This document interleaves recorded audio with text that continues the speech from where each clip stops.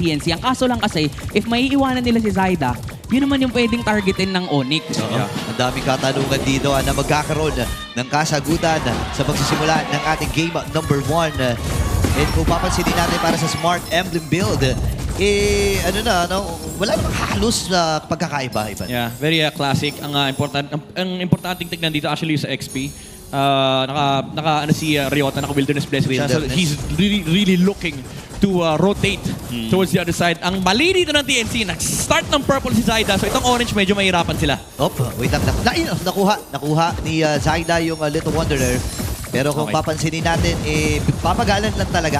Naiintindihan din kasi ng TNC yung kondisyon ng kanilang lineup dito na hindi pa nila maaatim na isama ng isama itong si Zyda. Kasi nagkaroon tayo ng history na kapag ka mga Fanny nabibigyan kagad, ang hirap ng bumawi. Sobrang hirap talaga kasi early game hero yan eh. So kailangan talaga mag-snowball for a Fanny. Makakuha siya ng mga early kills. Ang kaso lang kasi, ang tanong ay sinong mapapatay mo sa Onyx sa early? Yeah. Medyo nakakatakot nga yung start ni Zyda. Usually may rule kayo na kapag may Hilda sa XP lane, doon ka mag-start.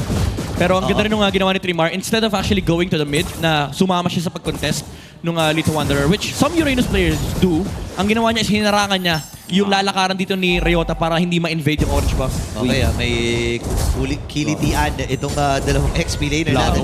Alam naman natin na hindi, parang wala no? Hindi naman magkakapatayan yan. Pero ang kaya magandang matyaga dito, no, yung mag-aagang pagpwesto ng Onyx Philippines doon sa unang pagong na kung saan naispatan na rin sila actually ni Chakno. So hatakan na lang ito. Level 4 agad din actually si Ryota dito. Medyo delay sila Trimar sa pagpasok. Kaya grabe na rin yung zone na ginagawa dito ng Onyx. Pero papasok na naman si Lancy. Dadating si Zyda. Hindi tumama yung kable kaya hindi siya nakapunta. Pero tuloy pa rin yata sa laban. Bumabad pa rin dito ang TNC. Binalipag si Ryota. Pero Hilda yan eh. So lalayo lang din mismo ang TNC. Naglolokohan lang sila doon sa river. So all in all, big resource win para sa Onyx Philippines. Crap. Taken by Benny Cutie. Grabe yung mga may kruhan dito, no? I mean, dito talaga nagmamatter yan eh, yung mga last hits, no? And sa mga casual players na hindi nakakaalam, no? Iba kasi yung gold na makukuha mo pag nalasit mo yung mga minions, no? Yung mga cards. At sobrang importante yun, lalo na sa mga gold diners natin. Plato lang ng kinukuha niya. Ito lang yung advantage ng Uranus. Yun lang. Versus the Hilda, pwede siyang ma-outfarm. Ubus na yung plating. Pawala na. Yun nga eh. And ngayon pupunta na sa gitna or makakasalubong na ng TNC itong si Brusco at si Super Prince. And ito naman yung maganda kay Brusco, no? Napakagaling kasi nitong kumontrol dito sa river eh. Yeah. Again, yung attention no, ng TNC na pupunta sa middle lane. So far, in terms of overall playstyle and rotation, Onyx yung nakakalamang kasi Sigma pattern tayo. Lahat ng pressure ay nasa mid, so naiiwan yung gold lane. Wow, grabe to All-time hero stats dito sa MPL Philippines. Rank 1. Itong si Benny Cutie sa paggamit ng carry. Napakarami na rin kasi history ng carry to. Wait lang ha. Wait lang. Si Chakno dito, delikado. Flicker, mabubuhay pa rin naman sa Super Prince. Naging target ni Zyda. Pero buhay pa rin at wala pa rin mamamatay kahit ang dami nang nangyayari. Makakauwi pa dito si Super Prince ha. Pero eto na, may mga konti pagprisa si Kelra dito ha. Aray!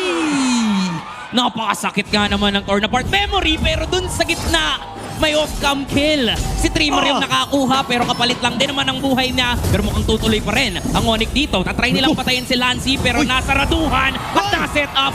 Na-force yung flicker ni Ryota. Mukhang nagiging mainit na agad ang laban.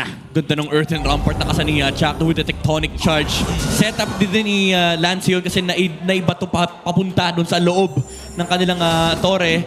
Even though may flicker si Ryota, that's still a big resource taken away from Onyx. Yeah, by the way, available na rin ang mga first item ng ating jungler. Heptasis para dito kay Zyda and War Axe naman para kay King Kong. Pero salubong na! Hindi na kinontes pa si Zyda. Pagsilip niya dito, nakuha na agad ni King Kong yung turtle. Pero lalaban na lang sila sa kill. Si Brusco yung naging target sa likuran. Ang kaso lang, ganun din ang goal ni King Kong. At wala ulit mamamatay. Pero lamang doon ang Onyx kasi nasa kanila yung turtle. Ito lang yung medyo mahirap for TNC, no? Kailangan pag nag-commit sila ng skirmish, may makuwang kill si Zyda. Unfortunately, yung setup ay hindi nag-exist basically kasi kailangan tumama yung Tectonic Charge, maka-zone si Trimar. Ang problema kasi sinozone niya min Lancelot. Tinatawiran lang siya. Ang hirap i-zone yan eh. Dami mga puncture. Pero gusto ko yung ginagawa na na parte dito ng TNC. Nagiging mas agresibo sila Ito na. dito sa pader dito ni Benny na. Benny Cutie. Pero sa ibang itaas, mayroon din bakbakan. Sa baba may nangyayari din. Napakasakit ni Zaida. Pero mabubuhay yata si Ryota. Nandyan sa babo. Mukhang magkaka-outplay pero mamamatay pa rin. Makukuha pa rin ni Zaida yung kill. Ay, hindi kinaya ng lakas mula sa grass. Oo. Yung sustained power dito ni Ryota at si Zaida ang nanaig.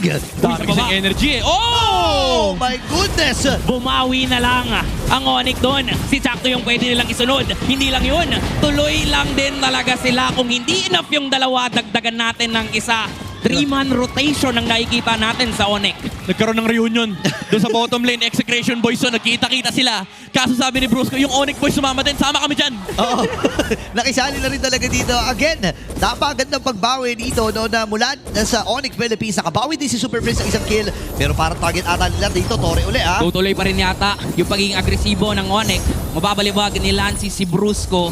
Kaso lang, hindi yata enough yung damage nila. So sila na rin mismo yung lumayo at mukhang iiwas muna kasi merong turtle. Men, palubo na ng palubo ang kalamangan dito ng Onyx Philippines. Ano bang mga nangyayari? Hindi makasagot ang TNC. Uy, may set up dun sa dalawa. Sabay pasok ni Zaida. Flicker out mula kay Super Prince. Streamer din naman. Nag-flicker. Kaso lang nakasama. Kasi nandun sila sa loob ng ore. Kaya naman dalawa yung makukuha ng Super Fam. Sa taas si Benny. Suma-side lane. Segway na naman. Wow, bagyo ha. Bumabagyo. TNC. Pero gusto ko lang i-highlight yung point blank traction pulse mula doon sa Kimi. Naabot actually si Zaida pero buti nakapag-cable out naman siya pero na-punish yung pag-flicker papasok ni 3mar. And ngayon nararamdaman ng TNC, even though masaya si Benny Cutie kasi nakakakuha siya ng farm, nararamdaman nila yung damage ng Brody. Napakasakit ni Kelra, especially with the torn apart memory. Oo, and ang hirap nito, lalo na kung ikaw si Zaida. By the way, nakita natin kanina yung Infinix handcam ni Zaida na kung paano siya gumamit ng Fanny. Ang ganda rin kasi na naging sagot eh. Kung iisipin mo, kung ikaw ay gold laner at naka-Brody ka, hindi ka takot sa pagpasok ng Fanny. Yes, basta naka-ready yung stun. Yung tumbling. Oo, yung tumbling. Yung tumbling. Yung pag vertical yan eh, si Brody. Si Ben tumbling. Oh, ayan na, papasok ulit dito ang Onyx ha. Napakatapang ng Super Fam. Focus lang sa goal. Focus lang sa torre. Sabay out. Pero parang tutuloy pa rin sila. Ryota. Kasi nga naman, kailangan nilang guluhin. Si Zaida dun sa purple. Dadating naman at nandito ang mga miyembro ng TNC. Kaso lang, hindi nila mapatay si Ryota. Tapos may revitalize pa mula kay Brusco. Mukhang lalaban sila dito. Makukuha ba? Chakno! Wait lang, may tectonic charge na nanggaling kay Chakno. Pero hindi enough yung damage output nila. Si Zaida yung target sa likuran. Pero patay na ang bagyong Benny. Ay! Buhay na naman si Zaida. May trade lang, 1 for 1. No sir, 2 for 1. Lamang pa rin yata ang TNC doon. Grabe yung nangyari doon. Midnight, ano ba? Ay, Uy, wait lang. Anong lamang yung TNC?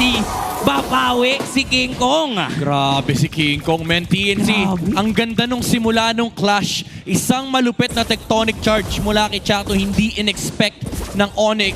Buti na lang, medyo makunat-kunat yung nasa ibang frontline ng Onyx Philippines, kaya nakahanap pa ng punish si Kelra. Tumama yung isang basic attack niya with the first kill, tapos torn apart memory. Nahuli niya si Benny Cutie, but Zaida in the back line. Nararamdaman na natin yung sniping capability nung Fanny sa likuran. Si Super Prince tsaka si Kelra, kailangan nilang umalis sa team fight. Oo, actually tatanungin ko pa lang sana yung mga nangyayari-yari dito eh. Pero hindi, palaban kasi talaga ang TNC. Walang magtatanong sa pamilyang to.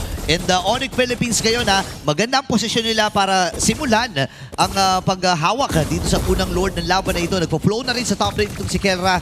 Si 3mar, kailangan niya gawin ang kanyang misyon. Kailangan niya makita kung gaano kataas na ang buhay ng Lord na ito. Pero si Super Prince, sinuzone sila Normally, gusto mo yan bilang isang Uranus eh. Pero sa way na nakikita natin ngayon, si Super Prince, nakakatunaw na siya ng isang Uranus. Oh, ito naman pala kasi yung items. Yeah, interesting tong yung approach ni 3mar. Antikiras. I mean, that's good against the Lancelot na Brody. Meron tayo mag-usap. Laban na naman doon sa purple. Hindi nakuha ni Zaida, nanakaw ng Onyx. Nakuha ng Super Fam. At si Kelra sobrang pilit doon sa gilid. Pwedeng makita tayo ng setup dito pero alam pa rin ng TNC. At ganun niya kakabisado si Chakno. Sabi niya, teka, sa setup yan. Hinihintay lang yan bumalik yung Fanny. Nag-flicker eh kahit walang setup. Oh, tsaka nabababaran siya nung lantern eh. Parang kalkulado niya talaga. Pero ito na ang pagbabalik ng Brody. Huling beses natin nakita ito ay nung season 14 pa. mula kay Bulletproof. Oh, ano na yan, medyo naging memory na yun talaga. Oo. Si Brody. Actually, kahit sa RG, di ko nakikita yan eh. Oo, matagal na talagang panahon. Pero medyo, honestly, medyo masakit sa pakiramdam for Trimar na kinailangan niya sagutin yung Lancelot tsaka yung Brody muna. Itong Antique Kiras, hindi niya kayang saluhin, men, yung mga sago na lumalabas kay Super Prince. Oh my goodness, ang sakit. Ang hapdi. Ito yung mahirap kasi may physical kang kailangan kontrahin, may magical damage ka rin na kailangan kontrahin. Hindi na alam ni Trimmer kung saan siya lulugar ngayon. Buti na lang ay nadepensahan nila yung Lord sa may bandang itaas. Pero may pulutok pa ng minions na kasama dito sa Roy! itaas. Ang sakit na ng mga normal hits dito ni Kera. Bumibueno lamang ang TNC. Lapag yung Glorious Pathway. Papasok na dito ang Super Fam, pero ready pa rin dumipensa ang TNC. Mukhang King hindi Kong. mapapasok yung kanilang base. Tatahi si King Kong, pero wala silang magagawa kundi lumayo na lamang din. Actually, si Saida, sumisegue na siya kanina, pero nung nakikita niyang umaamba ng dive dito ang Onyx, kinailangan niyang lumayo. Pero ito na naman ang gagawin ng Super Fam. Jack, no? Uy, pwede mag-setup yan ha. Uy, Saida! Pwede mag-setup yan, pero si Saida yung nakita dito ni King Kong. So yung mismong nanakawan ng Purple, yung buhay niya na yung ninakaw at tuloy lang sa pagtahi. Triple na ngayon. Pwede makasecure ng Maniac. Tinakahi. Oh my goodness. Maniac para kay King Kong. At mukhang ito na ang katapusan. Sa reunion, mananaig ang Super Fam. What a game number 1 mula sa Super Family.